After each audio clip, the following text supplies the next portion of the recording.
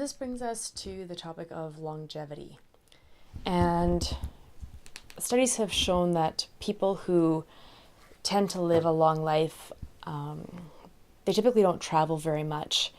They have a tendency to eat local, fresh food, and they have a symbiotic relationship with their environment, which tends to build on their health and longevity itself, because when they're only living in that one particular environment, they become more resistant to any illnesses there, any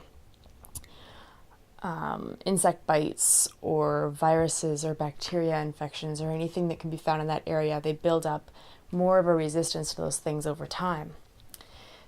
So although the longevity diets do mostly focus on very local food, sometimes the food comes from slightly further away than their particular homestead or farmyard or something like that too, in the sense that they might eat honey, for example, and the bees would have gone maybe 3 kilometers in one direction and 3 kilometers in another direction in order to get what they need to produce the honey. But in general, their food is going to be coming from much, much closer. So even if it's 3 kilometers away, it's still nothing like the way that we eat our food nowadays, where we consume things that are 2,500 kilometers away. And there's also more studies basically showing that women who have increased longevity tend to be the product or offspring of women who mated with older men. And reasoning behind this is simply just that the men, when they have reached an older age, they've lived and survived, and they're healthy enough and strong enough and virile enough to be able to produce offspring, which makes their offspring live longer, and so on and so forth. And the stability that they tend to have in their life, these people who live a long time, it's usually the result of consuming very local, nutrient-dense food and their ability to produce this food for themselves. They didn't rely or don't rely heavily on supermarkets or Walmarts of the world in order to produce their food. And in order to be able to do this in your lifetime, then you really need to understand the climate that you're in. Can we place our life elements in the right place at the right time to collect particular climate conditions? So, for example, rain. Can we do that at the right time? These are patterns, and we can get a lot of this information from people around us who remember those 100-year floods or 50-year frosts. And when we visit cultures that have a really strong oral tradition, very often a lot of this information can be found within the songs of, like the traditional songs of the people as well, and they can have information in there that can assist us very often as well. It's ancient long-term patterning, and it gives us a reference point with which to start from. So this brings us to what's happening today. So we have more extremes that are happening today than ever before. We have a more erratic climate.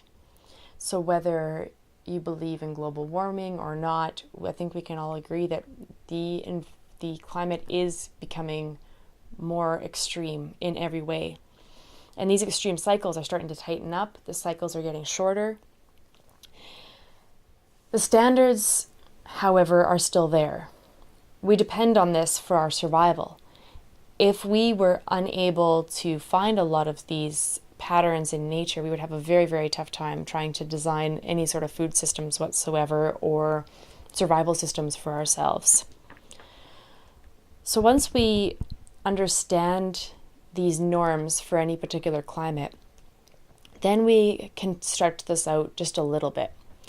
So we can plant things that require slightly warmer or cooler, drier or wetter conditions than the normal. This is what permaculture designers specialize in, is that sort of diversity so that we can have production in all of the extreme weather conditions. So we will have perhaps 80% of our food supply is really, really productive during all types of weather events. And then we would have some of our food supply, excuse me, some of our food supply that would be really, really productive in a very dry season. And we would have some of our food supply that would be very productive in a very wet season or cold season or warm season, and so on and so forth. And that's not how our commercial cash crops are set up currently. That is not a system for great financial abundance, and instead it's more of a survival crop. So we are growing something that can help us survive, and we can also make money off of. It's not solely just for making money. And that idea behind that diversity and that stability isn't even taking into account any of our perennial crops, which will produce food every single year for us in some way or another. That's only speaking to our annual crops. So this brings us to our 3 main climate profiles, and all areas of the world can be categorized in one of these 3 areas. So the 3 climate profiles are the temperate climate, the tropical climate, and the dryland climate.